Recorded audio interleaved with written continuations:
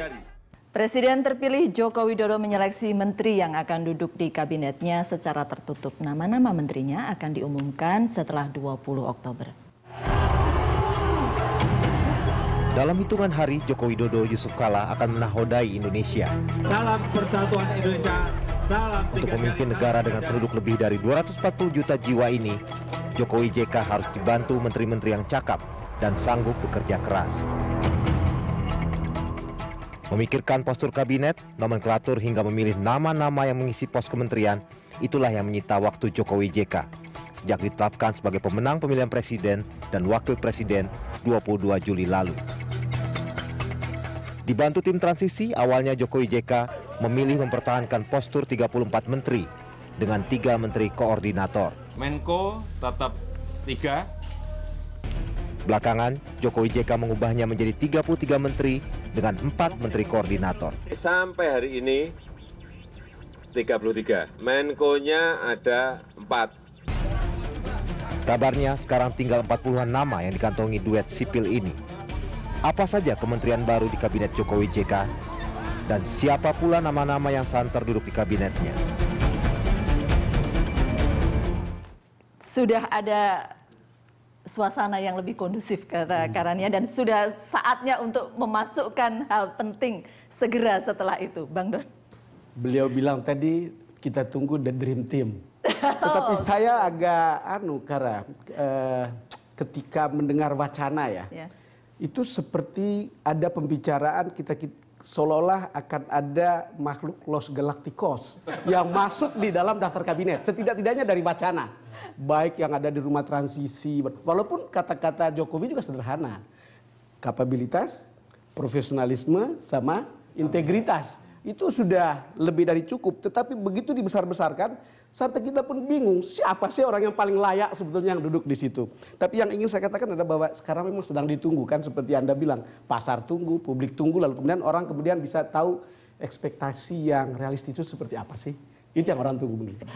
Tapi ini kan masih seleksi terus, kabarnya seleksinya juga diam-diam begitu. Betul. Kan, tidak ini yang beda dengan ini yang beda dengan Pak SBY Pak SBY ya, yang diundang ke Cikeas ditungguin wartawan semua ya, dan ada yang nggak jadi lagi ya, kalau ini kan betul-betul kasihan udah di interview nggak jadi ya, kalau soal ini pertama kali belum ada presidennya memang karena Jokowi sendiri yang membuka semacam kotak Pandora, ya, bahwa kita akan lelang, kita akan kabinet ahli, kabinet kerja, hak prerogatif.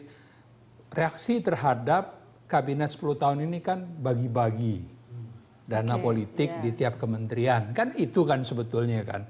Jadi dia membuka ruang bagi masyarakat untuk ikut berdebat, ikut urun pendapat dengan cara yang macam-macam. Itu bahkan satu kali di tim transisi ada asosiasi PSK, ya, di hari yang sama disusul oleh asosiasi Waria, minta presentasi dan mengusulkan nama menteri.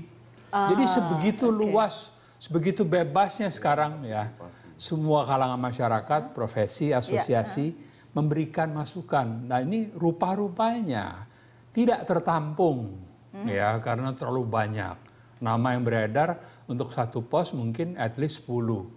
Jadi kalau 34 menteri sudah ada 340. Repot jadi banget seleksinya. Wajar kalau nanti setelah pengumuman ada yang kecewa. Banyak. Kalau satu tempat. Tapi paling nggak begini, paling nggak seperti saham. Kalau orang-orang yang gagal tadi disebut sebagai pernah digosipin jadi menteri, lumayan loh. Sempat naik dikit. Ya, list terbuka. Pengajuan nama terbuka, tetapi seleksi tertutup. Saya nggak bilang plus minusnya ya. Iya, pengajuan nama terbuka, list terbuka, tapi seleksi tertutup.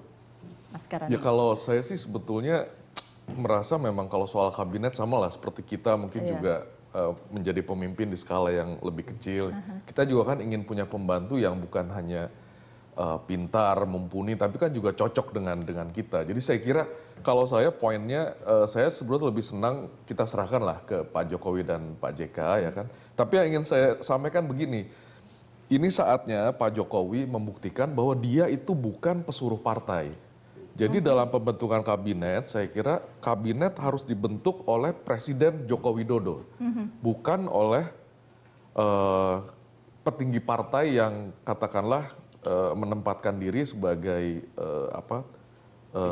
majikannya Pak Jokowi. Gitu. Jadi saya kira itu poin pentingnya karena kita kan memilih Jokowi sebagai seorang presiden ya. Dan kepada dialah kita mempercayakan bahwa Pak Jokowi dan Pak JK ini akan membentuk kabinet yang baik gitu. Ya. Ini yang dikhawatirkan yang makhluk-makhluk dari Los Galacticos ini masuk karena ini ada banyak. Saya justru meneruskan yang tadi. Menurut saya kenapa Jokowi membuka itu justru dia untuk menyelamatkan diri dari tekanan-tekanan dari partainya sendiri. Yang mengajukan orang-orang seolah-olah itu hanya menunya yang itu, dia mau keluar dari menu itu. Jadi menu itu dia sebar aja ke publik. Publik kan lihat, ini orang siapa nih gitu. Nah nanti kan Pak Jokowi tinggal bilang sama pimpinan partainya, ya gimana reaksi masyarakat begini. Ya kan? Kita lihat apa penjelasan Pak Jokowi tentang seleksi ini. Ada ngobrolnya di warung, ada yang ngobrolnya di sini, ada yang ngobrolnya di Pak JK, ada yang ngobrolnya di kantor, macam-macam lah. Kita ini jadi yang dicek nggak merasa gitu loh. Ya, seleksi di mana-mana, tapi putusannya tetap ada di Pak Jokowi. Seleksinya tidak formal begitu ya, Bang Don ya. Komentar Bang Don 1 menit saja. Ini menurut saya benar ketika dia mengatakan track record. Track record itu bisa dilacak lewat apa saja dan lewat siapa saja. Saya yakin Mas Bambang, Mas Bas atau Kara menelpon seseorang yang disebut jadi menteri dan bakal jadi menteri, pasti belum dipanggil juga sekarang ini oleh Jokowi maupun JK. Tetapi bagi saya dia bukan tidak punya data yang sudah lama gitu. Jadi orang mungkin ketemu setahun lalu bisa waktu dia awal sekali di ini bisa jadi dia pakai. Gitu. Track record sudah dikatakan. Track record itu yang dipakai. Kami akan kembali untuk Anda sesaat lagi.